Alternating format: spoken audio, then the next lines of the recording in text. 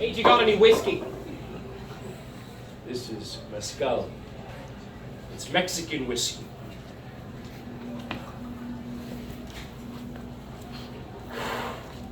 Whew, smells like a peat bog fire. Oh, what? A peat bog? It's like a swamp. I'm saying that this smells like a burning swamp. You don't want it? Oh, no, I want it. It smells like Ireland, like home. You Octavio, none for him. He's a teetotaler. Teetotal? What's that? It means he's not a drinker. It's all the rage amongst the religious types these days. Teetotaler, peat bog. You Irish have some wonderful words. And you Mexicans have a damn good stand-in for whiskey. Ciaran, do not embarrass me. We're 10 or 12 more of these away from becoming an embarrassment. I might start singing around Mezcal number 7, but I think our hosts like music. We do. Here, well, do you know The Rising of the Moon? It's a good rebel song. We don't, but perhaps you can teach us. A few more rounds of this stuff and it's a guarantee. I will go out to the street and round up our finest musicians and we'll sing and dance and drink. I've always said that the best way to know how a man will fight is by the way he dances. And how would you make that determination? It's all about the stances, you see. You look how far apart the feet are when he begins, and that'll tell you the next thing that he's going to do is going to be... Why is there a woman with you? I don't mean to give offence, but we're here for a purpose. And I must know that this matter is being taken seriously by both sides. I brought my second in command, and you brought... Juana. And Juana is your wife? No, not dressed like that. A prostitute, perhaps. Oh. Meant to sweeten the deal. You find that gambit to be entirely useless, as alcohol is not the only thing that I abstain from. Again, I mean no offence. None taken. I only wish to come to the heart of the matter. The heart of the matter is that I am a soldier, a soldadera, specifically a coronela, an officer in the Mexican army. And not to give offense, but I distrust a soldier who lacks even the courage to drink like a man.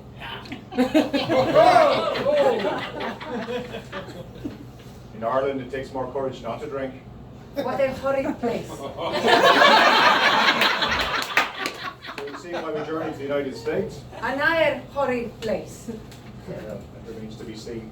Does it? I can be convinced. You only need to trust your eyes and your ears. And your sense of smell. The United States took us in. Reluctantly. Ah, never a true word that! Ah! I need you to speak for me, Ciaran. Is that too much to ask of my second? I speak in the support of our men, your soldiers. I speak with their best intentions and years of suffering, both past and future in mind. That's all you could ask of me. You're right, that's fair. I won an argument with John Riley. That calls for another round. I would imagine that his respect and affection are hard won, and you managed to get both of them. How did you do that? This leg right here, is still attached to the hip because of me.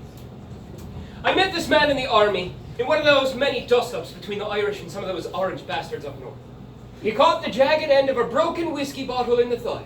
Nicked the femoral artery, it did. Now, as the fight raged, I was over in the corner having a bit of fun. I wasn't strictly political in those days, but I liked a good punch-up as much as anyone, and I suppose that when I've had a few, my Catholicism comes out swinging. So I sees this man go down, blood spurting everywhere.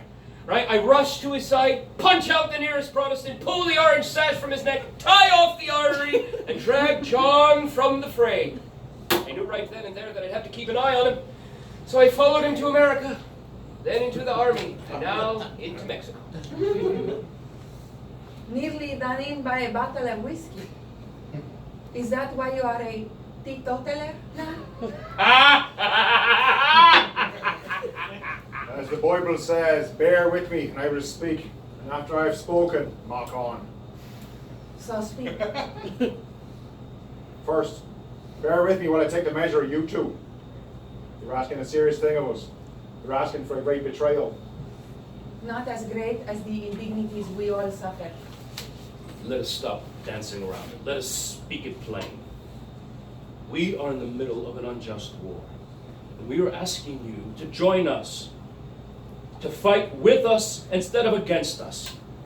And in return, we will give you land here in Mexico. Have you ever lived without the damp in your lungs? Here, in this country, you could breathe free for the first time. There, we offer you land and money, a chance at a new life. That is our offer. We are not mercenaries. We're not Hessians or sellswords. I am not suggesting. Your offer was indelicate. Try again. We are not here to seduce you. We are here to buy your services. That is the sum total of it. I know for a fact that you arrived in the United States a year ago with nothing in your pockets because all the Irish who left a year ago did so fleeing poverty and famine. And you arrived in that country with no job prospects, fighting tooth and nail against the native born who were also gripped by poverty and hunger. So you became soldiers because at least there you are guaranteed a hot meal and a roof. So do not turn your nose up at the offer of an honest and better life. I do not flirt, sir. I am not delicate. This is the war, Captain, and I do not have time to dance. You give me too much credit. Though I lead my men, I'm still a private. We can do something about that as well. Oh, you'll make me a captain. We'll make you a major. We'll call you whatever you want if you turn your guns against our enemy. My countrymen.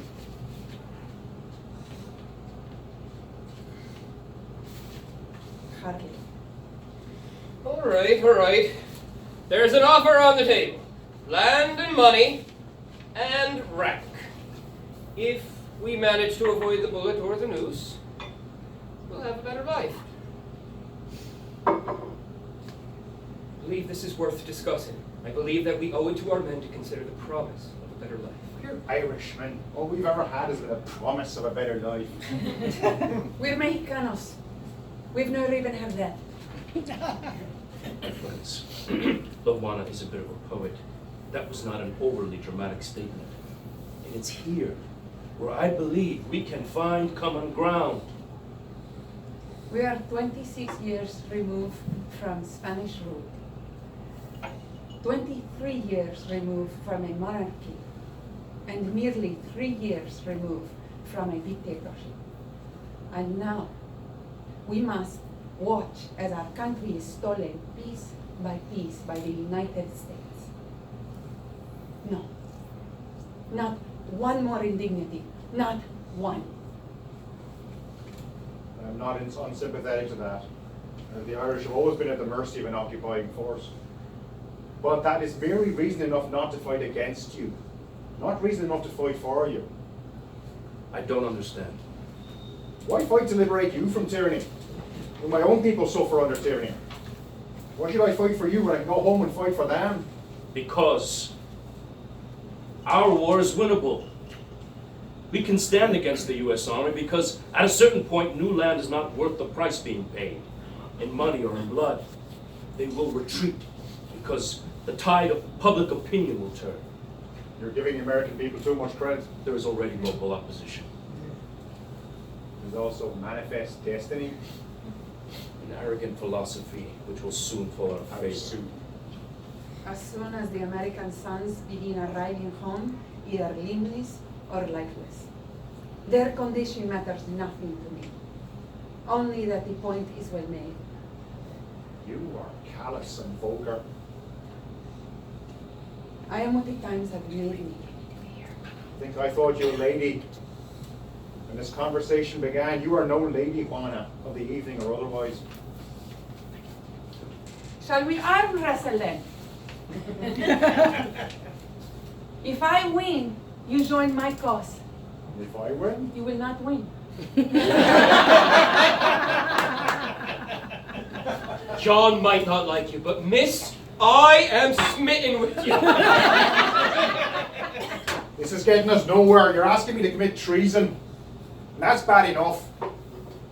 But you're asking me to bring my men along with me. And for that I'll need more than bribes and displays of bravado and bloodlust.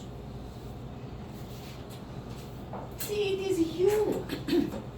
You are flirty and coy. Seduce me, you say, as you stand and twirl. I am at a loss. I do not know how to convince you that it is right to stand up for a noble cause.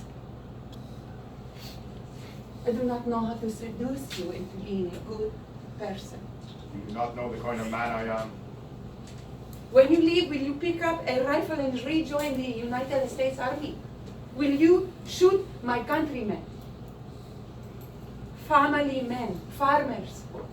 Our army, such as it is, has very few trained soldiers. We have gone village to cajole and convince and at times conscript because we are being forced from our land.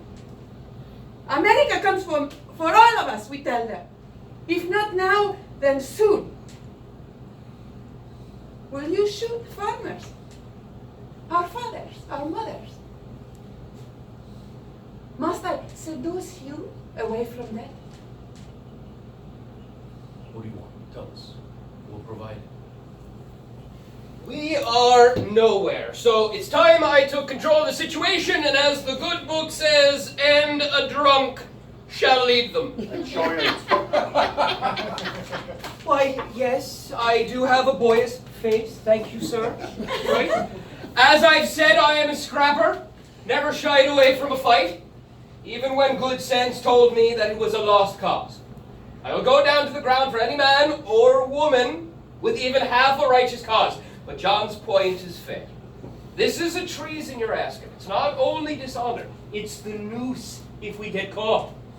While we have great sympathy for your plan, you're asking us to fight in a land that is not our home.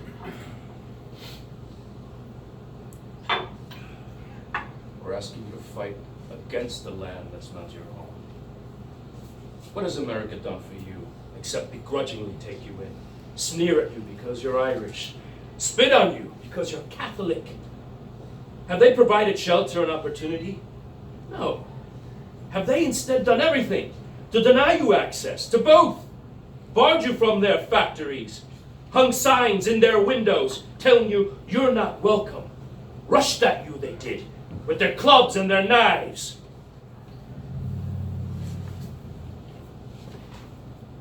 They push further and further into our country, devouring land upon lands, and yet they have no room for you and your people?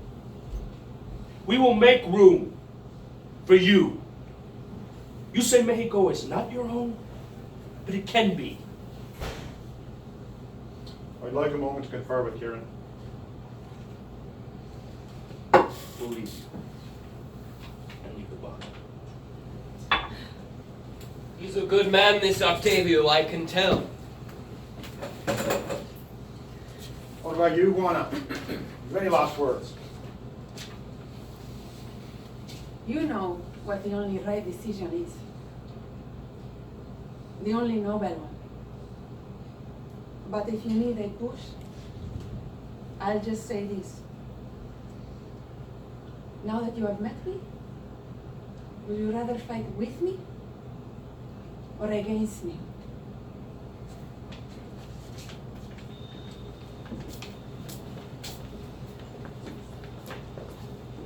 That's the best fucking argument I've heard all day. John. What are you about to get us into? Exactly what you brought me here to do.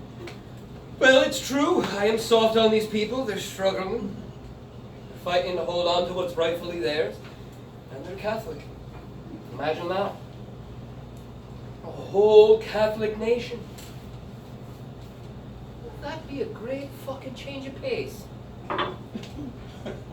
I would admit, being in the United States Army feels more like a little like the fighting for the British. You think you'll rise in the rank in the U.S. Army? No. No.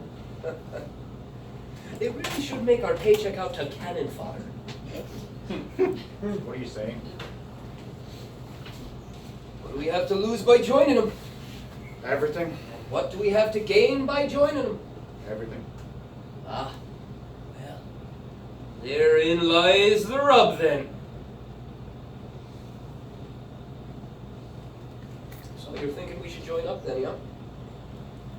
Yes. You. Yes. But then I've always been the dim one of us. Always been toying with calling our lot the St. Patrick's Brigade, but I think that we should consider St. Jude's Brigade due to our love of hopeless causes. See, that's your problem, Ciaran. You don't study your Bible closely enough. Oh, that's my problem. Is it? The drink, it's not the drinking or the fighting, it's the reading. Yes, because you know the translation isn't hopeless causes, it's impossible causes. And as we have saints for those because they overcame the impossible. It's not just St. Jude. You know St. Gregory of Thaumaturgus? Was that the guy that drank us down at Connolly's? Smelled a bit like pigs. But then who in this town does it? Yeah? No, that is not who I'm speaking about. I don't know, fellow. St. Gregory was the bishop of Caesarea, and it is said that the area was so pagan that when he arrived, there were only 17 Christians in all of Caesarea. But when he died, there were only 17 pagans. 17, eh? Well, that just goes to prove what me mother always said.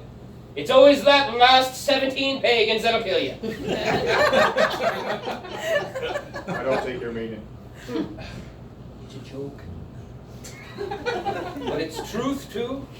No matter how many soldiers we kill in the service to the good people of Mexico, there'll always be some left. It's true. If we do this, we may well die in Mexico, on a hill. Your body will never be recovered. You'll never be brought back to Ireland. Yeah, well, all this talk of saints has me thinking about my names. Saint Ciaran. And when he was dying, he said, "When I'm dead, you can leave my bones on a hill, as long as you take my spirit with you." Let you and I do something that makes our spirits worthy of being carried on. To hell with our bodies.